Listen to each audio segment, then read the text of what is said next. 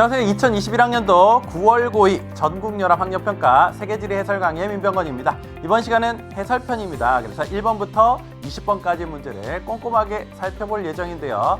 자, 여러분들 어쨌든 이 고2 학평을 보고 나서 이 강의를 들으러 왔다는 건 굉장히 열심히 하는 학생들 아니겠습니까? 그렇죠? 일단 민쌤과 함께 배웠던 내용들을 떠올려가면서 차근차근 풀어보도록 하겠습니다. 자, 이 중에서 몇 개 틀렸을 수 있습니다. 근데 그냥 괴념치 마시기 바랍니다. 왜냐면 아직까지 사실 다 잘 준비된 학생들이 많이 없거든요. 그러니까 부족했던 부분을 확인하고 내가 채워 넣어야 되겠다라는 어떤 다짐을 하는 그 시간으로 삼으면 될 것 같습니다. 그 정도만 해도 충분히 의미가 있는 거거든요. 그럼 우리는 1번부터 20번까지 문제를 풀면서 공부를 하러 떠나보겠습니다. 자, 그럼 1번 문제 같이 볼까요?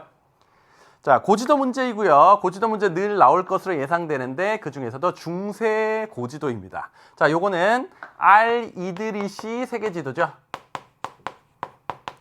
자, 그 다음에 이쪽은 TO 지도네요. TO 지도. 자, 이거의 공통점, 차이점인데 공통점만 물어보고 있습니다. 그럼 둘 다에 적용될 수 있는 것 한번 찾아볼까요? 자, 일단 지중해가 표현되어 있나요? 자, 알-이드리시도 지중해 표현되어 있습니다. 우리 한번 찾아봅시다. 여기 요쪽이 지중해잖아요. 그렇죠? 자, 여기가 남쪽이기 때문에 요쪽이 지중해, 여기서는 이쪽이 동쪽이기 때문에 여기가 지중해에 해당한다 라고 볼 수가 있는 거죠. 그럼 이건 맞고, 그 다음 지도의 위쪽이 남쪽이다. 알-이드리시 지도한테는 해당되는 내용인데 TO 지도는 동쪽이기 때문에 공통점은 아닙니다. 그 다음 종교적인 세계관이 반영되어 있다. 알-이드리시 지도는요, 이슬람교의 세계관으로, 그 다음에 TO 지도는 크리스트교적 세계관으로 바라본 그러한 세계가 그려져 있다라고 볼 수가 있는 거죠. 어쨌든 종교적 세계관 반영되어 있고, 경위선 둘 다에 나타나 있지 않은 거죠. 그렇죠? 이건 틀렸습니다. 그래서 공통점을 고르면요, 기역과 디귿 골라서 2번으로 선택하시면 되겠습니다. 어쨌든 여기에서 전반적으로 쉬운 문제들 위주로 꾸려져 있다고 했잖아요. 고지도 여러 기출들 풀어보면요, 이거만큼 쉬운 문제 아마 찾기가 쉽진 않을 겁니다. 그 정도로 기본 내용이고요. 그 다음에 2번 갑니다. 다음 글의 기역에서 리을에 대한 설명으로 옳은 것만을 보기 위해서 고른 것은 K-팝의 세계와 요즘 진짜 어마어마하지 않습니까?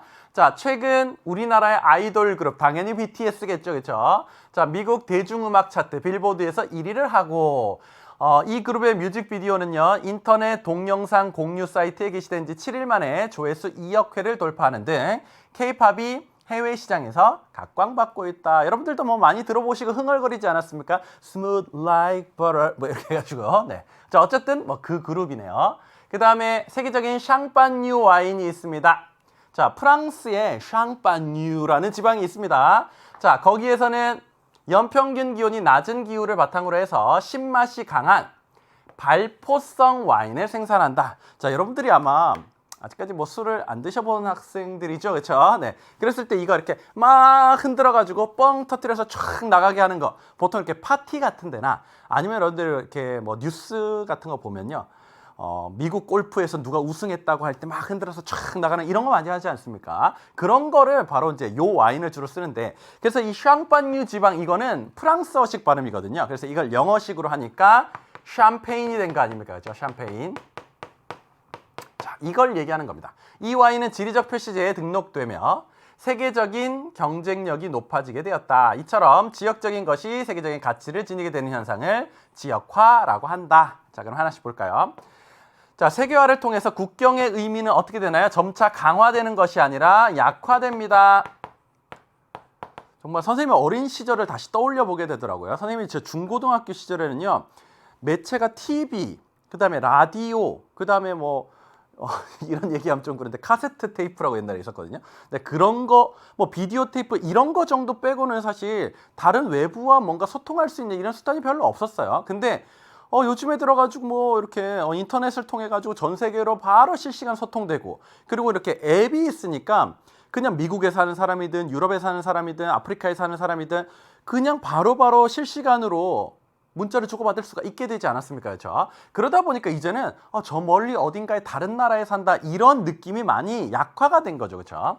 그다음 니은의 발달을 통해 물리적 거리의 중요성이 감소된다. 인터넷이 발달되니까 멀리 떨어져 있어도 그건 중요치 않다라는 거죠.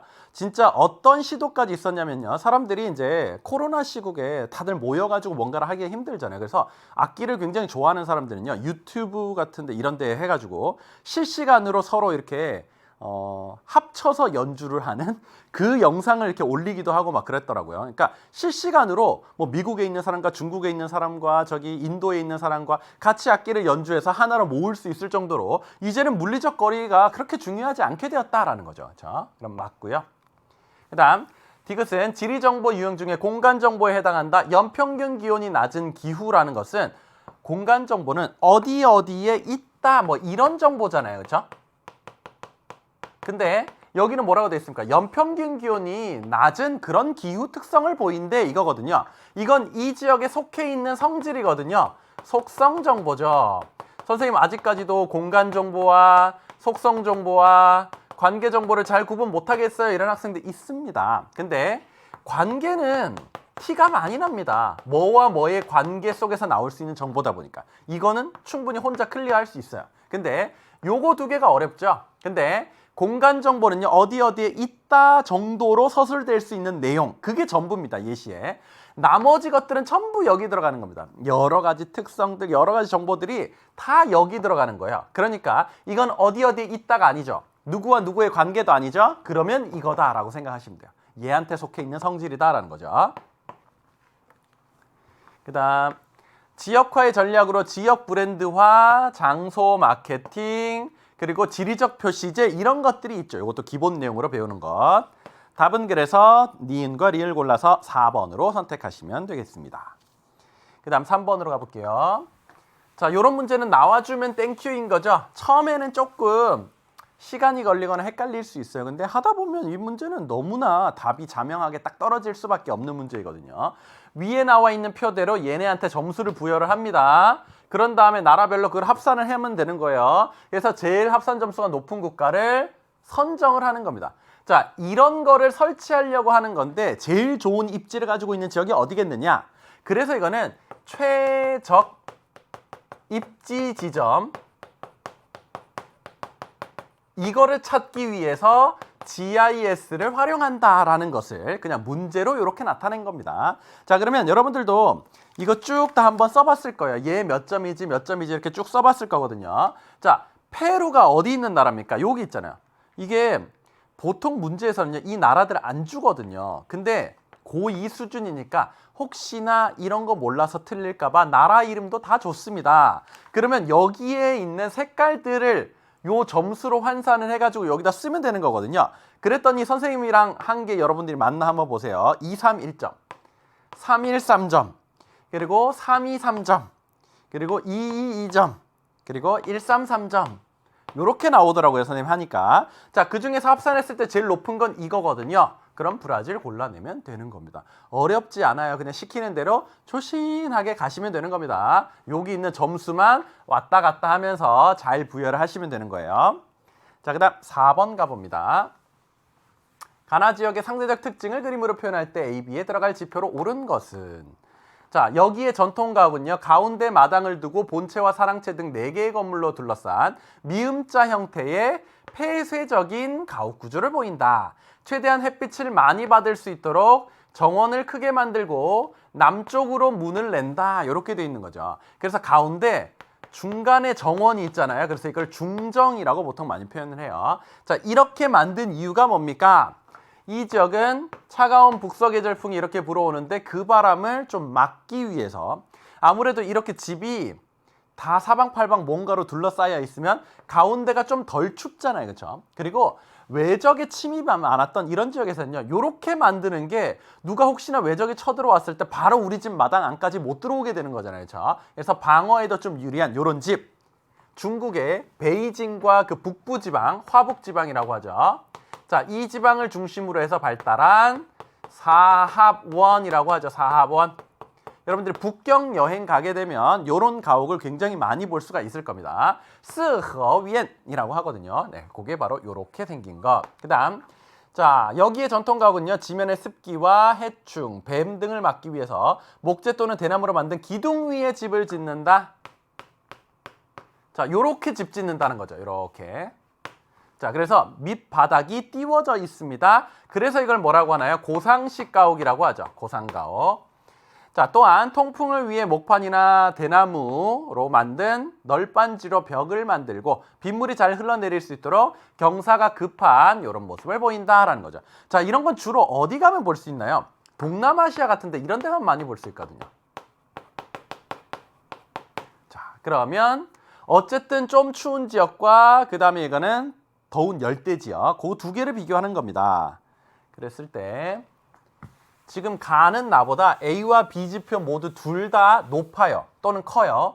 나는 둘 다 작거나 낮아요. 자, 그러면 4번이 있는 이 지역은 베이징 쪽이잖아요. 그렇죠? 베이징 쪽. 그 다음에 다른 쪽은 이제 어딘지 정확히 모르겠지만 동남아 정도, 이 정도 생각해 볼 수 있다는 거죠. 자, 그러면 얘가 얘보다 높거나 큰 걸 찾아보면 되는 겁니다. 자, 위도는 어때요? 얘가 저위도죠? 얘가 고위도죠? 그러니까 높은 거죠? 맞고요. 연평균 기온 어때요? 이쪽이 높고 이쪽이 춥잖아요. 그렇죠? 그 다음에 연교차 어때요? 저위도는 연교차가 작고 고위도로 갈수록 연교차가 커지죠. 그럼 이건 맞고요. 그 다음 연평균 기온은 이쪽이 높은 건데 이게 베이징이 둘 다 높은 걸 찾아야 되는 거거든요. 자, 이거는 얘네들 어차피 해당 사항이 안 되고 그 다음에 기온의 연교차는 얘가 높았는데 자, 위도도 얘가 높고요. 연평균 기온은 얘가 높은 거니까 둘 다 베이징이 높은 걸 찾으면 4번이 되는 거죠. 그래서 4번으로 연결하시면 됩니다. 요 두 지역 사실 뭐 기후를 정확하게 알아야 되는 것도 아니고요. 그냥 춥냐 덥냐 그 정도만 가지고도 충분히 맞출 수 있는 쉬운 수준의 문제입니다. 다음 5번 갑니다. 가나에 들어갈 기후 요인으로 가장 적절한 것은? 값부터 얘기를 들어볼까요? 자, A가 B보다 연평균 기온이 낮은 이유는 뭐 때문입니다. 이렇게 됐는데 자, 여기는 안데스 산맥이 이렇게 높게 지나가고 있는 곳이잖아요. 여기는 해발고도가 높아요. 근데 여기는 해발고도가 여기보다는 훨씬 낮죠. 그러면 이쪽이 서늘할 수밖에 없습니다. 뭐 때문에요? 해발고도의 영향 때문에요. 그 다음에 두 번째, D가 C보다 연강 수량이 적은 이유는 뭐 때문인가요? 자, 이쪽은 비가 그래도 꽤 많이 오는데 여기는 비가 적게 오더라는 거죠. 그건 뭐 때문이다? 이 지역은 중위도라서 편서풍이 이렇게 불어오는데 이게 산맥의 바람 바지 사면에서 비를 많이 뿌리고 넘어가면서 바람 그늘에서는 약간 고온 건조해지게 되는 거잖아요. 그렇죠? 그러면 이건 결국 뭐 때문이라고 볼 수 있어요? 타궐풍의 바람 그늘 이렇게 볼 수가 있거든요. 자, 어쨌든 탁월하게 불어오는 그 편서풍의 바람 그늘 쪽에 있기 때문에 바람 바지가 이쪽, 바람 그늘이 있죠. 그러면 팬 현상 때문에 여기가 비가 적게 내린다라는 거죠. 그러면 이쪽은 해발 고도가 맞고 그 다음에 이거는 결국 산지가 이렇게 돼 있다 보니까 바람이 넘어가면서 이쪽이 건조해지게 되는 거 아닙니까? 그렇죠? 그럼 이거는 지형하고 관련이 있는 거지 수륙 분포는 아니다라는 거죠. 답은 그래서 4번 선택하시면 됩니다. 그래서 기후 원리라는 것을 여러분들 기후를 배우기 전에 잘 닫고 넘어가야 됩니다. 그래서 기온이 달라지게 되는데 여러 가지 원인들이 있잖아요. 그래서 위도가 어떻게 되면 기온이 어떻게 되고 그다음에 뭐 수륙 분포가 어떻게 되어 있을 때 얘가 기온이 높고 낮고 이런 것들을 잘 원리를 학습하고 넘어가셔야 이런 문제 나왔을 때 헷갈리지 않고 틀리지 않을 겁니다. 자, 그다음 6번 가봅니다. 그래프는 어느 화석 에너지 자원의 국가별 생산량 및 순수출량 비중을 나타낸 것이다. 이에 대한 설명으로 옳은 것은 자 보니까 미국과 러시아의 비율이 높네요. 그리고 이란, 캐나다, 카타르, 중국. 카타르가 일단 나왔고요. 미국과 러시아가 굉장히 높습니다. 만약에 이게 석탄이었으면요. 여러분들 중국이 완전히 높아야 되죠. 일단 석탄은 완전히 아웃입니다. 그러면 남은 게 석유와 천연가스이지 않겠습니까? 자, 석유는 누가 앞에 나와야 되나? 물론 미국, 러시아, 석유에서도 강세입니다. 근데 사우디아라비아가 얘네들이랑 같이 나와줘야 돼요. 근데 사우디아라비아 눈 씻고 찾아봐도 없네요. 석유가 아니라는 소리입니다. 그러면 천연가스 볼게요. 미국, 러시아가 일단 기본적으로 20% 부근으로 높고 이란이나 캐나다나 카타르나 중국이나 노르웨이나 이런 나라들이 상위권이거든요. 특히 뭐 이란 천연가스 상위권, 카타르가 물론 석유도 생산합니다만 천연가스가 또 비율이 굉장히 높아요. 그래서 카타르가 나왔다, 미국, 러시아 나오고 사우디가 없다, 천연가스 이렇게 보시면 됩니다. 역시나 이런 나라들이 많이 수출하고 있는 것으로 나와 있네요. 러시아와 노르웨이와 카타르 이런 나라 잘 기억해 주시면 됩니다. 자, 제철공업용으로 이용되는 비중이 높다라고 했는데 요거는 석탄에 대한 설명이죠. 주로 고기조선대 주변에 매장되어 있다. 석탄에 대한 설명이죠. 냉동 액화 기술의 발달로 소비량이 급증했다. 천연가스에 대한 설명이죠. 왜냐하면 이 천연가스는요, 기체이기 때문에 부피가 너무 큰 거예요. 그냥 완전히 이렇게 밀도가 되게 작게 희박하게 흩뿌려져 있는 거다 이렇게 보시면 되는데, 근데 이거를 영하 굉장히 낮은 이런 상태로 만들게 되면요, 얘가 600분의 1로 이렇게 부피가 싹 줄어들게 된대요. 그렇게 되면 훨씬 더 저장하고 그 다음에 보관하고 수송하고 이게 유리해지면서 효율성이 생기게 되는 거거든요. 그런 기술이 늦게 발달됐다는 거죠. 그러다 보니까 이게 발달되고 나서야 사람들에게 흔히 많이 쓰이기 시작했다 이렇게 보시면 됩니다. 세계 1차 에너지 소비 구조에서 차지하는 비중이 가장 높다. 석유에 대한 설명이죠. 화석에너지 자원 중 연소 시 대기오염 물질 배출량이 가장 많다. 석탄에 대한 설명이죠. 석탄이 오염물질 제일 많고요. 그 다음에 석유죠. 그 다음 천연가스죠. 자, 이런 순으로 대기오염 물질 배출량이 많다. 이렇게 보시면 됩니다. 어쨌든 위에 있는 자료를 통해서 어떤 에너지인지 알아내면 되고, 밑에 가면 각 에너지에 대한 설명, 그리고 서로 비교하는 내용 이렇게 나오는 게 거의 고정된 문제이거든요. 그러다 보니까 위에 있는 자료 위주로 여러분들 잘 대비하시면 됩니다. 그 다음에 7번 가볼게요. 다음은 세계지리 수업 내용을 정리한 노트이다. 건조 기후 지역의 지형이고요. 이런 것들이 쭉 있다라고 했습니다. 1번 볼게요. 자, 건조 기후는요, 비가 굉장히 적게 오는 사막 기후와 비가 조금이라도 오는 스텝 기후로 나눠져 있다. 우리 고등학교 교육 과정에서는요, 250mm 그 미만으로 왔다 사막이죠. 그 다음에 250에서 500mm 요 정도 왔다 스텝으로 봅니다. 그렇죠?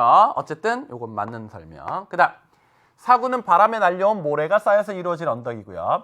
바람에 날린 모래의 침식작용을 받아 여러 개의 평평한 면과 모서리가 생긴 돌, 이걸 뭐라고 하는 거예요? 삼릉석이라고 하는 거죠.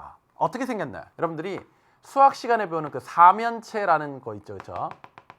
이런 식으로 생겼습니다. 뭐 이건 좀 과장해서 그린 거긴 하지만 어쨌든 모래바람에 의해서 팅팅팅팅팅팅 깎이고 또 다른 쪽이 모래바람에 의해서 팅팅팅팅 깎이고 이런 식으로 되면 모서리가 3개 있는, 산으로 비유하자면 능선이 3개 있는 이러한 독특한 돌이 나오더라라는 거죠. 자, 그러면 이건 삼능석 맞고요.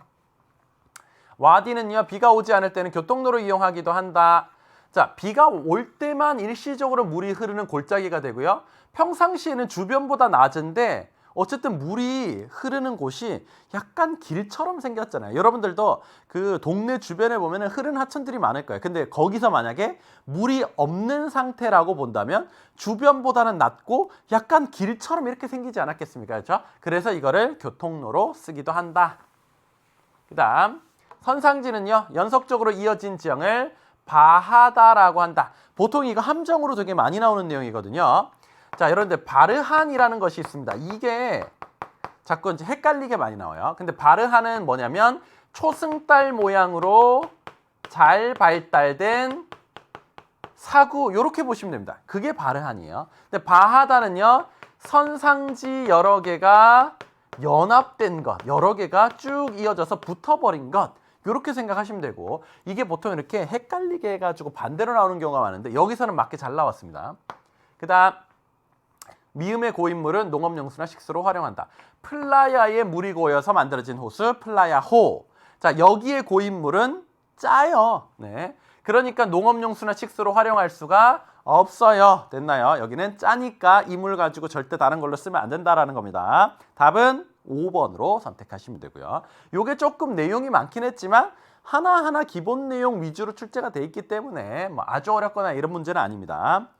자, 그 다음 8번으로 가봅니다. 지도는 도식량 작물의 재배지를 나타낸 것이다. 옳은 것은 밀, 쌀 중 하나임. 달랑 2개 나왔고요.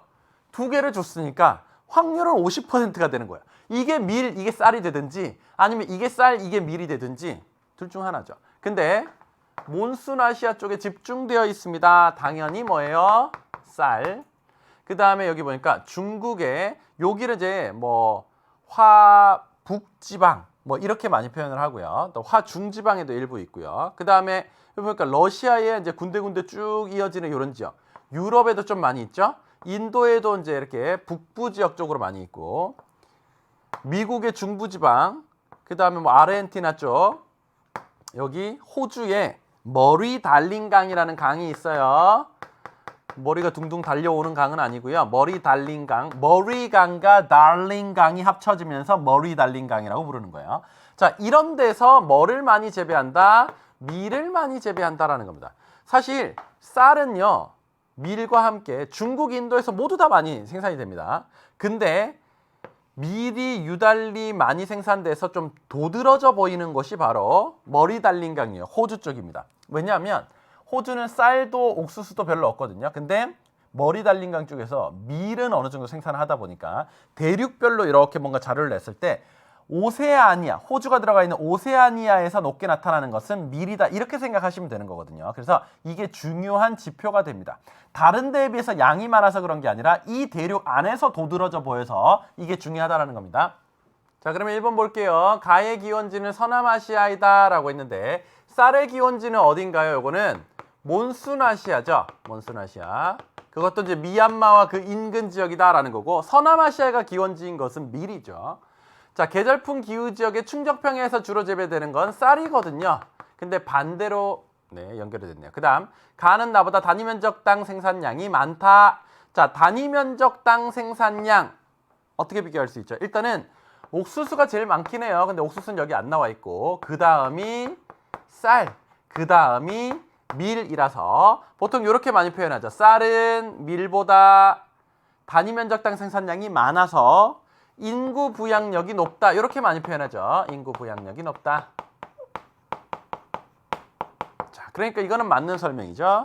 그 다음, 가는 나보다 기후 적응력이 커서 재배 범위가 넓다라고 했는데, 기후 적응력이 크다라는 말은 좀 더 선선해도 좀 더 건조해도 자랄 수 있다라는 거거든요. 반면에 여기는요, 완전히 덥고 습해야, 또 비도 많이 내리는 지역이어야 좀 잘 자라는 편이라서, 그렇다라고 한다면 나가 재배 범위가 더 넓다라고 해야 됩니다. 나는 가보다 국제 이동량이 어때요? 밀은 쌀보다는 국제 이동량이 많습니다. 그렇죠? 밀은 여러 지역에서 재배되고 여러 나라 사람들이 모두 많이 먹어요. 사실 뭐 면으로 된 거나 아니면 빵인 거나 이런 것들 다 전 세계 여러 사람들 많이 먹잖아요. 근데 쌀은 주로 이 사람들 위주로 먹고 여기에서 주로 생산되거든요. 그러니까 여기는 생산된 거의 거의 90% 정도가 그 지역에서 소비가 돼버리는데, 이거는 여러 지역에서 재배되고 여러 나라 사람들이 다 먹으니까 이동되는 양이 훨씬 더 많더라라는 거죠. 이건 이동되는 양이 굉장히 적다라는 것 알 수 있습니다. 답은 그래서 3번으로 선택하시면 되겠고요. 자료가 쉬워서 어렵지 않았던 문제. 자, 그 다음 9번 갑니다. 지도의 AC 산맥에 대한 설명으로 옳은 것은, 자, 여기 있는 산맥 이름이 스칸디나비아 산맥. 요거는 고기스콕 산맥이죠. 고기스콕 산맥. 그 다음 여기 있는 게 뭐예요? 알프스죠. 여를레이 요거 할 때. 자, 요거는 신기 스콕 산맥. 그 다음 여기는 뭐예요? 히말라야죠. 자, 히말라야 산맥 역시 높고 험준한 신기 스콕 산맥. 1번 갑니다. A는 판가판의 경계에 위치한다라고 했는데, 지금 현재 판가판의 경계가 대략 뭐 이런 식으로 가지 않습니까? 그렇죠? 근데 여기는 판가판의 경계는 아니더라라는 거죠. 그러니까 틀렸고. 자, C에서는 화산 활동이 빈번하게 일어난다라고 했는데, 이 히말라야 산맥이 중요하게 시험 문제 나오는 이유가 뭡니까? 굉장히 높고 험준하고 또 판과 판의 경계부에 있지만 대륙판과 대륙판이 충돌하는 곳이기 때문에 화산 활동이 잘 일어나지 않는다라는 것이 포인트였죠. 중요한 내용이었습니다. A는 B보다 산지 연속성이 뚜렷하다.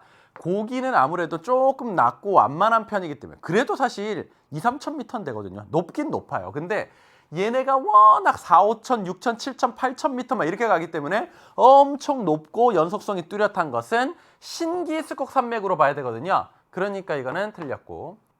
4번 C는 A보다 평균 해발 고도가 높다. 이거는 8,000m 넘는 어마어마한 산이죠. 보통 고기스콕 산맥은 2,000m에서 왔다 갔다 뭐 그 정도거든요. 이쪽이 훨씬 더 높다. 요거는 맞습니다.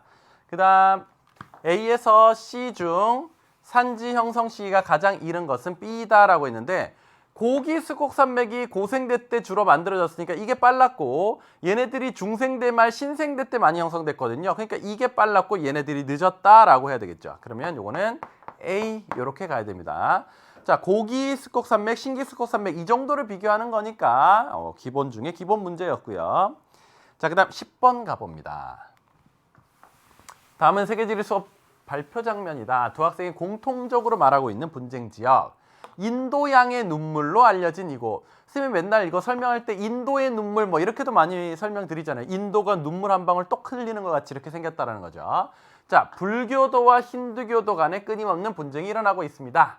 영국의 식민지였던 이곳은 독립 후 지금까지 싱할리족과 타밀족 간의 갈등이 이어지고 있습니다. 타밀족이 이게 인도에서 넘어간 사람들이라서 이 사람들이 힌두교를 주로 믿고 있고요. 싱할리족이 원래 이 지역에 이제 불교를 주로 믿고 있는 사람들이죠.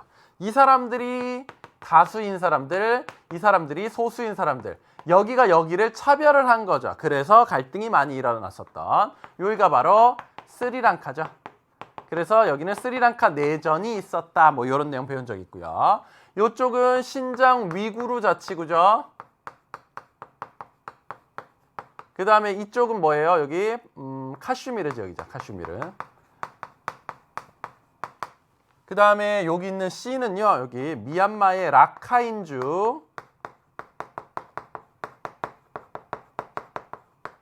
여기에서 좀 차별 억압받았던 이런 민족 이름이 뭡니까? 로힝야족이라고 있었잖아요. 자, 그 다음에 E는 여기가 민다나오 섬이죠. 민다나오 섬. 자, 여기는 이슬람교와 그 다음에 크리스트교를 믿는 사람들의 갈등. 요게 있었습니다. 이슬람교를 믿고 있는 소수의 사람들이 있는데 사실 필리핀은 크리스트교가 다수이잖아요. 그렇죠? 정부군과 그 다음에 이 지역 사람들 간의 갈등이 있었고 여기는 이제 로힝야족이 너무 탄압을 받기 때문에 또 갈등. 그 다음에 카슈미르는요. 파키스탄과 그 다음에 인도 간의 영유권 분쟁인데 사실 이것도 종교에서 기인하였죠. 파키스탄은 이슬람교, 인도는 힌두교. 주민은 이 지역에 이제 이슬람교가 다수였지만 통치자가 힌두교를 믿어서 인도 편입이 선언됨에 따라 두 국가 간의 영유권 분쟁으로 이어지게 되었습니다. 위구르 자치구, 신장 웨이월 자치구라고도 하죠. 여기서는 이 사람들이 이슬람교를 믿고 사실 이렇게 중국은 예전의 중심지가 여기였다가 나머지 이런 지역들이 청나라 때 이렇게 강제로 편입된 지역들이 많거든요. 그러다 보니까 우리는 민족도 다르고 언어도 다르고 특히나 종교가 다른데 왜 우리가 너네랑 같은 나라에 있어야 되지? 우리는 분리독립하겠다. 이런 움직임이 주로 이쪽 지역에서 많이 있습니다. 그래서 갈등이 있는 곳이 바로 이 지역. 자, 답은 4번이 되겠고요. 자, 그 다음 11번 갑니다. 그래프는 지도에 표시된 두 지역의 기후 특성을 나타낸 것이다. 옳지 않은 것은. 자, 여기 나와 있는 지역은요. 이쪽에 이제 프랑스의 완전 이제 남동부 해안 쪽에 있는 니스라는 곳이 있어요. 사실 이런 지명은 몰라도 됩니다. 어차피 이것도 이제 해설지에 나오는 곳이니까 여러분들 소개해 드리는 거지. 삼각형이 너무 크기 때문에 이 삼각형 안에 포함되는 지명들이 굉장히 많아요. 그다음에 여기 정도면요. 여기 이제 산둥반도 있는 이쪽쯤에 굉장히 유명한 도시 칭다오가 있습니다. 칭다오. 자, 그러면 이 두 곳이 있는데 이쪽은 지중해 연안 쪽이기 때문에 지중해성 기후가 나타날 거고 이쪽은 대륙 동쪽에 있는 온대 겨울 건조 기후 이게 나타날 건데 자, 여기서 보면 A하고 B가 있습니다. 아, 여러분들 이렇게 고2니까요. 쌤이 이제 고3 학생들을 많이 가르치다 보니까 요거 기호로 쓰는 거 잘 모르실 수 있어서 쌤이 다시 친절하게 이렇게 써드릴게요. 지중해성 기후, 요거는 온대, 겨울 건조 기후. 선생님이 이제 뭐 수능 개념, 수능 특강 여러분들 선배들 굉장히 많이 가르쳐 왔는데 그때는 이제 문제풀이의 편의성과 그 다음에 기호가 주는 약간의 그 의미 암시가 있기 때문에 항상 이렇게 많이 가르쳐 드리거든요. 아마 여러분들 이제 학교에서 그냥 배울 때는 한국말로 되어 있는 이런 기후 명칭으로 많이 배우셨을 거예요. 수능을 목표로 한다면 이제 이런 부분까지 좀 더 심화 학습이 필요할 거예요. 자, 여기서 보니까 둘 다 북반구에 있으니까 7월이 여름이 되는 거거든요. 기온도 제일 높네요. 그렇죠? 그 다음에 1월이 어쨌든 겨울이 될 겁니다. 근데 A를 보니까요. 여름에 비가 적게 왔고 겨울에 더 많이 왔죠? 반대로 B는요. 여름에 많이 오고 겨울에 적게 왔어요. 그러니까 이게 지중해성 기후, 요게 온대 겨울 건조 기후 이렇게 된다라는 거죠. 자, A에서는 수목농업이 이루어집니다. 지중해성 기후에서는요. 수목농업 많이 하죠. 포도, 올리브, 코르크, 오렌지 이런 것들. B는 7월에 아열대 고압대 영향으로 건기가 나타납니다 라고 했는데 7월이면 B한테는 완전히 비가 많이 올 때예요. 그러니까 이건 틀렸죠. 이거는 지중해성 기후에서의 여름입니다. 그 다음 A는 B보다 겨울철 강수 집중률이 높다라고 했는데 A는 여름에 적게 오고 겨울에 더 많이 오다 보니까 겨울 강수 집중률이 더 높겠죠.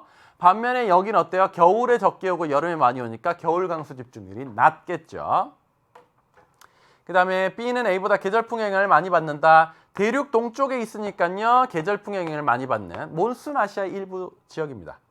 그 다음 A는 대륙 서안, B는 대륙 동안에 위치해 있다. 맞죠? 그래서 틀린 걸 골라서요. 답은 2번 선택하시면 되겠습니다. 기후 문제 중에서는 그냥 쏘쏘하게 나오는 이런 정도의 내용입니다. 그 다음 12번 가볼까요?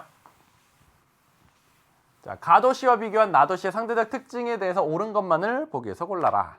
자, 해협을 사이에 두고 해협은 바다가 좁다라는 거죠. 좁은 바다입니다. 그렇죠? 그래서 바다가 좁으면 해협, 땅이 좁으면 지협. 그런 데가 어디 있냐면 파나마 있죠. 우리 아메리카가 이렇게 돼 있잖아요. 이렇게. 여기가 땅이 굉장히 좁잖아요. 그렇죠? 이거는 파나마 지협. 여기는 바다가 좁으니까 해협. 서쪽은 유럽, 동쪽은 아시아에 걸쳐 있는 도시로 이런 독특한 매력이 있는 곳이 바로 어디예요? 여러분들도 나중에 여행 많이 가게 될 거예요. 터키에 있는 이스탄불이죠. 이스탄불.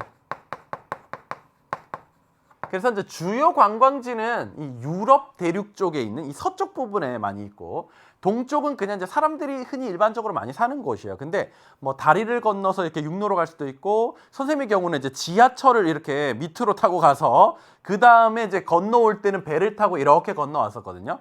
지하철 타고 갈 때는 좀 느낌이 안 납니다. 왜냐하면 지하철 다음 역에 내렸더니 아시아래. 다시 넘어가면 유럽이래. 근데 넘어올 때 이제 배를 타고 넘어오니까 아, 조금 이제 내가 아시아에서 유럽으로 넘어오는구나. 약간 이런 느낌이 좀 들긴 하더라고요. 자, 이 도시에서는 산업화와 더불어 이주민이 폭증하면서 슬럼인 게제콘두가 형성돼 있다. 어쨌든 이런 슬럼 이런 게 있다라는 거죠. 아무래도 터키가 우리나라보다는 경제 상황이 좋지는 않으니까 그래도 이제 전반적으로 이렇게 저소득층 이런 사람들의 숫자가 더 많겠죠.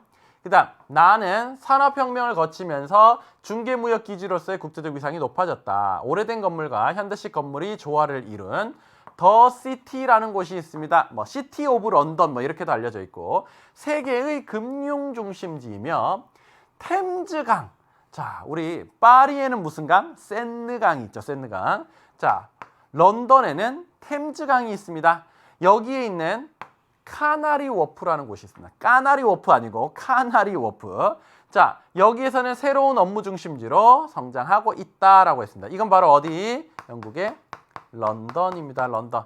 선생님이 이제 강의를 할 때 다 얘기해 드리거든요. 선생님도 이제 까나리 워프 여기가 관광지는 아니에요. 그냥 업무 보는 이런 사무용 빌딩들이 많이 있는 이렇게 멋있게 이렇게 생긴 양복 입은 아저씨들이 많이 이렇게 왔다 갔다 하는 이런 곳이에요. 근데 세계지를 때 내용이 계속 나오다 보니까 선생님도 이제 갔을 때 나도 모르게 발걸음이 끌려서 그쪽으로 가게 되는 약간 이런 곳이었어요. 까나리 워프 가보면 이게 템즈 강변에 물이 이렇게 사이사이로 들어와 있는 이런 곳이고 높은 이런 빌딩들이 많이 있는데 전반적으로 우리가 흔히 외국계 은행들이라고 해서 많이 보는 그런 은행들 있죠. 그거에 이렇게 뭐 본사나 아니면 유럽 지사 이런 것들이 많이 위치해 있는 이런 곳이었습니다. 어쨌든 이거는 개발도상국의 대도시, 이거는 선진국의 세계적으로 유명한 도시. 자, 그거 두 개를 비교하는 건데 나의 상대적 특징 뭐냐? 국제항공 승객 수가 많다. 사실 전 세계적으로 국제항공 승객 수가 굉장히 많은 국제 노선의 항공 승객 수가 많은 이런 도시가 있습니다. 대표적으로 이제 두바이 이런 데는요, 사실 나라 자체는 그리고 도시 자체는 그렇게 크진 않지만 여기가 워낙 아시아와 유럽과 아프리카를 연결하는 중심 지역에 있기 때문에 사람들을 많이 끌어모으고 여기서 다시 분비하는 이런 항공교통이 잘 발달되어 있거든요. 그리고 이런 특별한 도시 말고는 사실 유럽 쪽에 있는 도시들이 전반적으로 국제항공 승객수가 많습니다. 그 중에서도 런던에 히드로 국제공항이라고 있어요. 네, 거기가 또 굉장히 이 유럽 안에서도 상위권 국제공항이거든요. 국제항공 승객수가 굉장히 많다. 물론 이스탄불도 꽤 있습니다. 네, 그다음 세계 경제에 미치는 영향력이 작다라고 했네요. 자, 세계 경제에 미치는 영향, 요건 작겠지만 런던은 굉장히 전 세계적으로 영향력이 큰 도시다라고 볼 수가 있죠. 그다음 도시 기반 시설의 공급 정도가 높다. 네, 도시 기반 시설의 공급 정도는요, 이쪽이 높을 거고요, 이쪽이 어때요? 네, 낮을 것이다. 이렇게 생각해 볼 수가 있죠. 네, 그다음 생산자 서비스업에 종사하는 인구의 비중이 낮다. 생산자 서비스는요, 기업체들에게 전문화된 서비스를 제공해주는, 즉 그 사회가 굉장히 세분화되고 전문화되고 발달돼 있어야 나올 수 있는 이런 서비스업들이거든요. 요거는 선진국의 대도시 이런 데 많이 발달돼 있다는 거죠. 특히나 런던은 기업의 중요한 지사, 그다음 본사 이런 것들이 많잖아요. 그런데 옆에 있으면서 그 기업들에게 전문화된 서비스를 제공해 주는 거거든요. 그러면 이거는 이쪽이 낮고 이쪽이 높다라고 해야 되겠죠. 자, 답은 그래서 2번 선택하시면 되겠습니다. 자, 그다음 13번 가봅니다. 다음은 영국의 두 해안을 나타낸 것이다. 기억에서 리을에 대한 설명으로 옳은 것을 보기에서 고른 것은, 자, 코끼리 형상의 아치형 바위가 있고 앞에는 작은 섬 같은 바위 기둥이 보인다. 자, 아치형 바위 이런 게 있는데 이건 뭐라고 하죠? 바다에서 아치가 있어요. 씨 아치. 그 다음에 여기에 뚝 떨어져 나가 있는 작은 바위 기둥 이런 거를 씨 스택이라고 하죠. 씨 스택. 그 다음 깎은 듯 높은 해안 절벽이 이렇게 솟아있고, 그 다음에 인근에는 모래사장이 넓게 펼쳐져 있다. 이렇게 모래사장이 있습니다. 그럼 모래사장을 사빈이라고 하고요. 해안 절벽을 뭐라고 그래요? 해식애라고 하죠. 바다에 의해서 침식된 절벽 애자를 씁니다. 절벽 애자. 네. 여기 잘 안 보이니까 여기다 쓸까요? 해식애. 여기도 잘 안 보이네요. 네. 자, 어쨌든 여기다가 해식애라고 썼습니다. 자, 그러면 하나씩 볼까요? 기억. 니은은 파랑의 차별 침식으로 형성된다라고 했는데, 자, 바위 기둥은요, 어쨌든 파랑이 파도가 이쪽 주변을 많이 깎고 얘를 좀 덜 깎은 거죠. 그거는 암석의 경연차가 있을 수도 있고 파도의 힘이 그쪽으로 몰리고 이쪽으로는 덜 몰리는 것일 수도 있어요. 어쨌든 똑같이 깎아 나가지 않고 누구는 많이 깎고 누구는 덜 깎았다가 차별 침식이 되는 겁니다. 그러니까 요거는 맞는 설명. 자, 디귿은 시간이 지남에 따라 육지적으로 후퇴한다. 많이 깎이면 깎이다가 또 무너지고 깎이다가 무너지고 하니까 점점 육지 쪽으로 물러가 버리는 거죠. 후퇴해 버리는 거죠. 맞고요. 리을은 주로 조류의 퇴적작용으로 형성된다라고 했는데, 모래사장은요, 이게 뭐와 뭐의 퇴적작용으로 형성되는 거예요? 파도 물결을 파랑이라고 하죠. 그 다음에 연안을 따라서 바닷물의 흐름이 이렇게 있습니다. 그렇죠? 그거 두 개의 합작품으로 모래사장인 이 사빈이 형성될 수가 있는 거거든요. 그러면 이건 틀렸습니다. 조류의 퇴적작용으로 형성되는 것은 갯벌이 대표적이죠. 기억은 리을보다 파랑 에너지가 분산되는 곳에 주로 형성된다. 이런 것들은 주로 깎여서 형성되는 건데, 튀어나가 있는 곳 부분에서 주로 침식 지형이 잘 형성돼요. 자, 그 다음 여기는 지금 보니까 해안 절벽인데 이것도 어쨌든 해안 침식 지형으로 들어가고요. 여기 지금 모래사장과 비교를 하는 거잖아요. 사비는 해안 퇴적 지형입니다. 퇴적 지형은 그래도 주변보다는 안쪽으로 쑥 들어가 있는 만 쪽에서 잘 형성이 되는 거거든요. 그러면 이거는 파랑 에너지가 집중되는 곳에서 깎이다 보니까 이런 것들이 잘 형성되게 됐다. 이렇게 생각하시면 되겠죠. 답은 그래서 기역과 니은을 연결해서 1번으로 선택할 수가 있겠습니다. 어쨌든 사진으로 쭉 이제 설명과 함께 나와 있으니까 기본적으로 이 지형이 이렇게 형성되었다. 그것만 잘 알고 있으면 어렵지 않게 풀 수가 있죠. 그 다음 14번 갑니다. 표는 지도에 표시된 세 국가로의 인구 유입 상위 5개국을 나타낸 것이다. 이걸 연결하라라는 거죠. 여기 나와 있는 국가는 뭐예요? 독일이 있고요. 그 다음에 이쪽에 있는 국가는요. 아랍에미리트죠. 유나이티드 아랍에미리츠의 줄임말입니다. 그 다음에 요거는 미국입니다. 자, 각기 이 나라는 주변에서 사람들이 많이 들어오는 나라인데 어느 나라 출신들이 많이 들어올까요? 이런 내용이거든요. 자, 폴란드, 터키, 러시아, 카자흐, 사우디아라비아 이런 나라 사람들이 많이 들어왔다는 거네요. 자, 독일의 바로 옆 나라가 폴란드입니다. 그리고 터키와는 산업기술 연수생 제도가 체결돼 있어서 터키 사람들이 독일에 굉장히 많이 들어갔다라고 선생님의 수능 개념에선 가르쳐주고 있습니다. 자, 그 다음 러시아는요. 그나마 영국, 프랑스, 독일을 사람들이 선호할 텐데 러시아에서 그나마 가까운 유럽 안에서 경제가 발달돼 있는 선진국 아닙니까? 카자흐스탄도 이쪽에 있으니까 가까운 데가 그 정도예요. 그러면 이게 바로 독일이 된다는 거죠. 일단 사람들은 가까이에 있는 경제가 발달된 곳으로 많이 들어간다. 이렇게 생각하시면 돼요. 그 다음 멕시코가 있는데 멕시코 여기 있잖아요. 가까이에 미국이 있네요. 그렇죠? 그 다음에 중국과 인도는 사람들이 너무 많은데 미국으로 들어가서 돈을 버는 것이 그 사람들에게는 돈을 굉장히 많이 벌 수 있는 방법이거든요. 필리핀 영어 쓰죠. 그리고 엘살바도르 이쪽에 있는 나라이기 때문에 미국이 가까워요. 그래서 여기는 미국으로 들어가는 출신 국가들. 그 다음 인도와 방글라데시와 파키스탄, 이집트, 그 다음 필리핀. 여기를 보시면 전부 다 어디 쪽 국가들이냐면 요 어디쯤의 국가들입니다. 그렇죠? 자, 인도 여기 있죠. 방글라데시 여기 있죠. 파키스탄 여기 있죠. 이집트 여기 있죠. 필리핀 요쪽에 있네요. 필리핀 조금 떨어져 있네요. 어쨌든 이 사람들이 여기로 가서 일할 만한 일자리들이 꽤 있다라는 거죠. 그게 바로 뭐예요? 건설 현장, 그 다음에 석유 생산 시설 이런 데 일자리들이 많이 필요한데 주로 그 인접해 있는 아랍에미리트보다는 좀 더 경제 상황이 안 좋은 이런 나라 사람들이 많이 오고 특히나 여기 인구가 다 많은 나라들이요. 인도는 거의 14억에 육박하고 있죠. 1억 7천만 명 정도 되죠. 여기는 한 2억 넘죠. 이집트도 1억 가까이 되죠. 필리핀도 1억 넘었죠.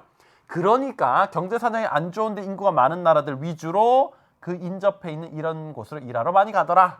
UAE가 되겠습니다. 자, 그러면 답은 이렇게 연결하시면 A, C, B가 되는 거고요. 그 다음 15번 갑니다.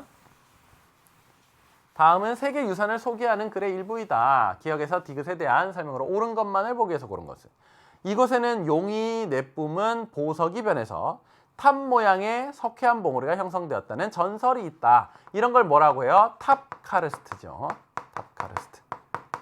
가장 대표적으로 중국의 꾀일린이 있고 그 다음에 여기 있는 할롱베이가 있습니다.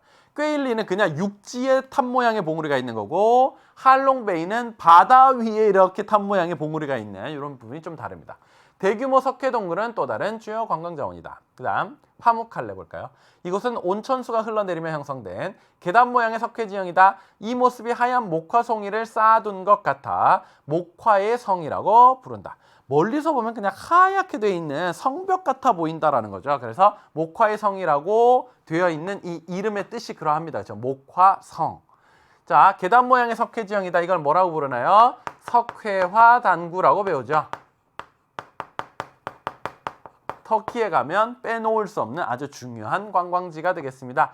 요거 중국에도 색깔 약간 누르끼리 하지만 비슷한 지형이 있는데 그게 황롱이라고 하죠. 황롱. 그것도 이거 비슷한 모양으로 나타나 있습니다. 자, 그럼 볼게요. 기억. 기억은 차별적인 용식 및 침식 작용에 의해서 형성된다. 원래 석회암이 이렇게 있었을 텐데 이런 부분이 많이 깎인 거죠. 그리고 이런 부분이 볼록볼록 덜 깎이고 살아남은 거죠. 그러면 똑같이 깎인 게 아니면 차별적인 침식이에요. 근데 석회암은 이산화탄소가 녹아내리는 그 빗물에 화학적인 작용을 일으키면서 녹아서 깎여 나가게 되거든요. 녹아서 깎여 나간다 용식이라고 하는 거죠. 이게 카르스트 지형의 아주 중요한 원리가 되겠습니다. 맞고요. 니은에는 종류석, 석순, 석주 등이 나타난다라고 했는데 자, 석회 동굴에서는요. 종류석, 석순, 석주가 있습니다. 동굴이 이렇게 돼 있을 때 위에서부터 이렇게 똑똑똑똑 사실 이게 석회암에 들어가 있는 탄산칼슘 성분이 그 물에 녹아가지고 약간 그 사골 국물 같은 그 정도의 색으로 이렇게 똑똑똑똑 들어오거든요. 그랬다가 이 동굴 내부에서 그 안에 있는 기체들이 조금 날아가게 되면서 탄산칼슘 성분이 이렇게 침전이 되게 돼요. 그러면 이렇게 점차적으로 딱딱하게 굳는다라는 거죠. 그럼 위에서부터 이렇게 내려오는 것이 종류석. 그 다음에 똑똑똑 떨어지면서 또 밑에서도 이렇게 침전이 일어나서 자라 올라오는데 이거를 석순. 그리고 이렇게 붙어버리면 석주 이렇게 되는 거거든요. 자, 요거는 종류석, 종 모양으로 생긴 젖꼭지 같이 생긴 돌 이런 뜻을 가지고 있는 거고, 요거는 우리 죽순이 자라 올라오는 것처럼 돌도 자라 올라온다, 석순. 그 다음에 이거는 기둥주자를 써서 돌기둥이다, 그래서 석주 이렇게 되는 겁니다. 그 다음 디귿은 물리적 풍화작용에 의해서 형성된다. 자, 여기 계단 모양의 석회지형, 요거는 어쨌든 탄산칼슘 성분이 포함되어 있는 물이 이렇게 밖으로 흘러나와서 역시나 이제 이 이산화탄소 같은 이런 기체들이 바깥으로 날아가게 되고, 그러면 안에 있던 이 탄산칼슘 성분이 흐름에서 점차적으로 이렇게 침전이 일어난다라고 해요. 자, 그러다 보니까 이거는 어쨌든 물리적 풍화, 단순히 뭔가 갈라지고 우두두두 부서지고 이거하고 전혀 관련이 없죠. 이거는 화학적인 작용하고 관련돼 있습니다. 화학적 풍화 작용으로 인해 가지고 뭔가 석회암에 있던 탄산칼슘 성분이 이렇게 녹아서 빠져나오게 되었을 거고, 그게 바깥으로 나오면서 이렇게 침전이 다시 된 거니까, 어쨌든 여기서는 침전이란 용어도 사실 정확하게 얘기하려면 들어가줘야 되겠죠. 근데 이거는 물리적 풍화가 이 화학적 풍화랑도 너무 반대편에 있는 말이기 때문에 당연히 틀렸습니다. 그 다음에 기역에서 디귿은 수분 기후 지역보다 건조 기후 지역에서 잘 발달한다 라고 했는데, 사실 이거는 물이라는 매개체가 있어야 잘 발달합니다. 아무래도 이 석회암이라는 것 자체가 건조한 상태로 그대로 놔두면 사실 이렇게까지나 빨리 침식되지 않을 거거든요. 근데 이산화탄소가 녹아서 내린 그 빗물에 야금야금 화학적 반응이 일어나면서 깎여 나가는 거기 때문에 이거는 수분 기후적이 절대적으로 유리합니다. 네, 그래서 이거는 틀렸네요. 답은 기역과 니은 골라서 1번으로 선택하시면 되겠습니다. 자, 그 다음 이제 다음 페이지로 넘어가서 16번 볼까요? 그래프는 두 가축의 국가별 사육두수 비중 변화를 나타낸 것이다. 돼지, 소, 양 중에 하나래요. 자, 브라질, 인도, 미국, 중국, 에티오피아. 선생님은 항상 이렇게 가르쳐 줍니다. 여러분들 선배들에게. 자, 소는 브라질, 인도, 그 다음에 중국, 미국, 에티오피아. 사실 이게 해마다 약간씩 순서가 바뀔 수가 있거든요. 왜냐하면 많이 차이 안 나는 것들은 그 안에서 약간씩 이렇게 순위 변동이 있기 때문에. 근데 이런 자료가 많았어요. 그래서 소부인 어디 가시오? 저요 중미에 놀러 가는데요. 중앙 아메리카 놀러 간다는 거죠. 이렇게 외우시면 금방 정리가 돼요. 자, 그 다음에 중국이 50%입니다. 자, 중국이 50%인 거 있죠. 전 세계 50% 석탄이 중국 석탄. 전 세계 50% 돼지가 중국 돼지. 그래서 중국에는 돼지가 들어가는 요리가 많구나, 이렇게 보시면 됩니다. 14억 넘는 사람들이 사랑하는 돼지 요리. 그러다 보니까 돼지를 많이 먹어야 되니까 많이 키울 수밖에 없고, 미국, 브라질, 에스파냐, 베트남 이런 데도 다 마찬가지입니다. 일단 중국이 50%라는 거에서 돼지인 것을 쉽게 알 수가 있죠. 자, 만약에 이게 양이었다면요. 양은 중국, 그 다음에 오스트레일리아, 인도, 이란, 나이지리아, 수단 이런 나라들이 쭉쭉쭉쭉 나오거든요. 근데 중국이 여기서는 50%인데 그거보다 훨씬 적습니다. 네. 자, 1번 간은 치즈, 버터 등과 같은 유제품의 원료를 제공해준다. 요거는 일단 소하고 관련돼 있죠. 젖소도 많이 키우니까 거기서 젖을 짜서 유가공품을 만들어내는 거잖아요. 요거 1번이 맞네요. 자, 모직공업이 발달하면서 기업적 사육이 활발해졌다. 모직공업이 뭡니까? 털 모자거든요. 털을 가지고 직물을 짠다, 이런 얘기입니다. 그렇죠? 자, 그러면 이건 뭐하고 관련돼 있다? 양하고 관련돼 있습니다. 양은 고기로 먹는 사람들이 분명히 있습니다. 그렇지만 많이 소비되진 않기 때문에 주로 키워서 양털 깎고 다시 털이 자라게 하고 뭐 이런 거죠. 간은 나보다 세계 총 사육 두수가 적다. 자, 간은 나보다 이 돼지하고 소하고 양이 있으면요. 총 사육두수 이렇게 정리해 볼게요. 우리가 늘 소, 양, 돼지 순으로 배우거든요. 그게 얘가 사육두수가 많고 뒤로 갈수록 적다라는 의미도 됩니다. 소, 양, 돼지 이렇게 되는 거고요. 나는 가보다 벼농사 지역에서의 노동력 대체 효과가 크다라고 했습니다. 돼지를 가지고 농사 짓는데 뭐 쟁기를 끌게 한다든지 이런 모습 보신 적 없죠? 소가 되겠습니다. 소. 자, 가는 소, 나는 돼지. 틀렸네요. 답은 그래서 1번 선택하시면 되고요. 위에 있는 거 잘 알아내면 밑에 있는 건 기본 내용이죠. 자, 그 다음 17번 갑니다. 지도에 표시된 세 국가의 산업구조와 국내 총생산을 나타낸 것이다. 옳은 것. 나와 있는 국가는 일본, 인도네시아, 그 다음에 오스트레일리아. 자, 그러면 봅니다. 일단 1차 산업 비중이 좀 높아요.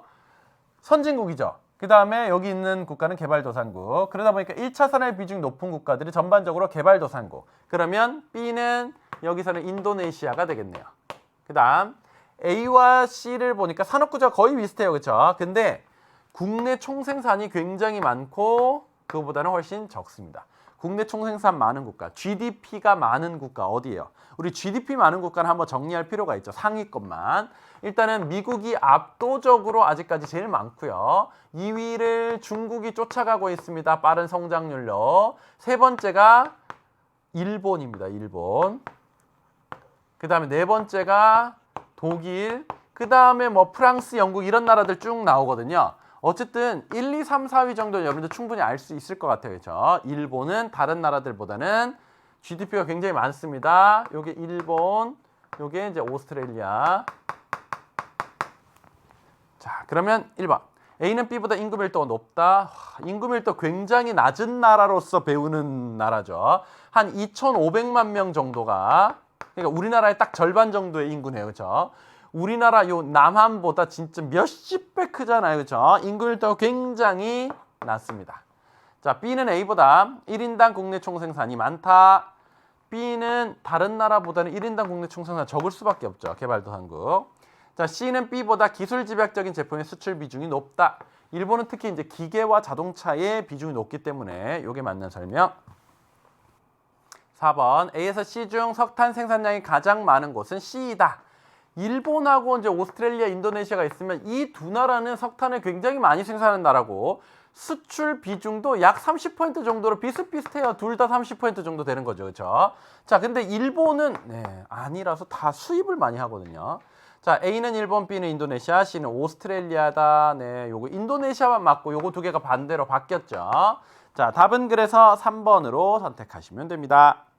자, 18번 가볼게요.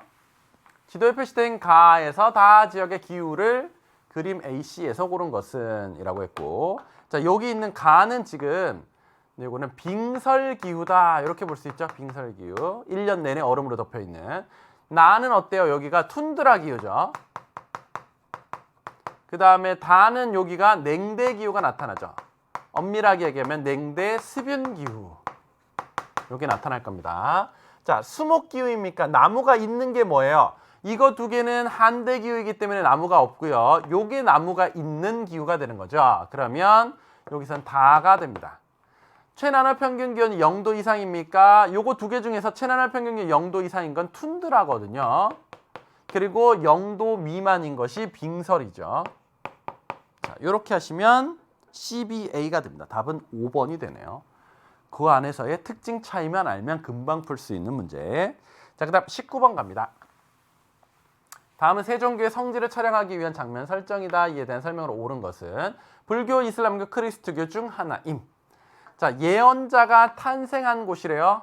신앙 실천 5대 의무 있죠. 그 중에 하나인 성지 순례를 하기 위해서 카바 신전이라고 그 그랜드 모스크 정중앙에 있는 까만색 네모, 요 신전이 제일 성스럽고 중요한 곳이거든요. 여기를 이제 나중에 빙글빙글 도는 이런 모습 볼 수 있습니다. 요거는 이슬람교가 되죠. 이슬람교. 그럼 이거는 메카 쪽이네요. 그 다음 교황청이 위치한 곳 어디예요? 바로 로마 시내에 나라가 있죠. 그렇죠? 그게 바로 뭐예요? 바티칸이죠. 바티칸은 작은 도시이면서 또 그게 나라이기도 하다. 성 베드로 대성당 있죠. 어마어마하게 크고 어마어마하게 화려하게 생겼습니다. 미켈란젤로의 작품 또 많이 있습니다. 그 천지창조 이거 아시죠? 그렇죠? 그거랑 뭐 최후의 심판 뭐 이런 그림이 아주 유명한 것들이 걸려 있습니다. 미술 시간에 중요하게 다루었던 작품들을 상당히 많이 볼 수 있는 이런 곳이고요. 그 다음에 여기는 4대 성지 중에 한 곳이고 마야대비 사원에서 석가모니가 묘사된 부조를 감상하고 있는 신자의 모습. 석가모니 나왔으니까 이거는 불교죠. 자, 그러면 이쪽으로 가서 자, 이슬람교의 성지 메카 여기 찾으면 되죠. 그렇죠? 자, 이쪽이 이제 로마 시내에 있는 바티칸이 되겠고 그다음 여기가 이제 불교의 4대 성지 중 하나 뭐 이렇게 나오는 거죠. 자, 그러면 1번 봅니다. A의 주요 종교 경관으로 불교, 불상과 사리가 들어간 탑이 있다. 요거는 불교에 대한 설명 아닙니까? 여기서 지금 A, B, C가 있으면 불교가 C, 그 다음에 크리스트교, 요게 크리스트교죠.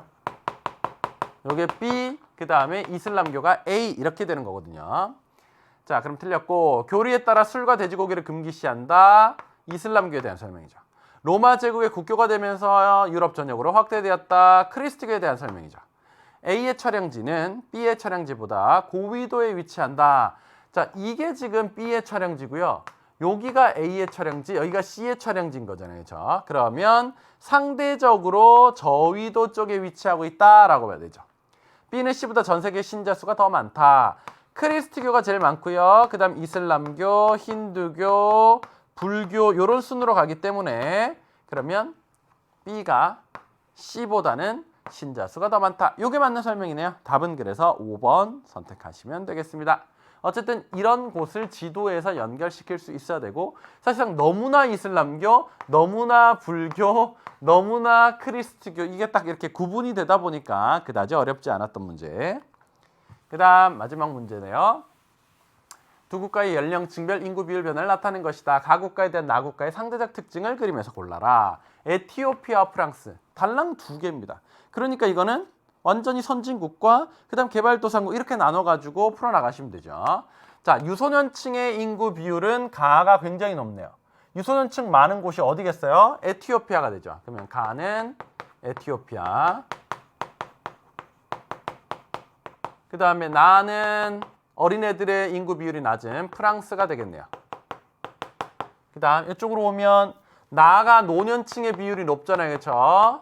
저출산 고령화가 심한 프랑스. 그 다음에 가가 노년층이 굉장히 비율이 낮아요. 왜냐하면 사망률이 높기 때문에 위로 올라가다가 다 돌아가시거든요. 그러니까 노인들의 비율이 높지가 않은 거예요. 이게 바로 에티오피아.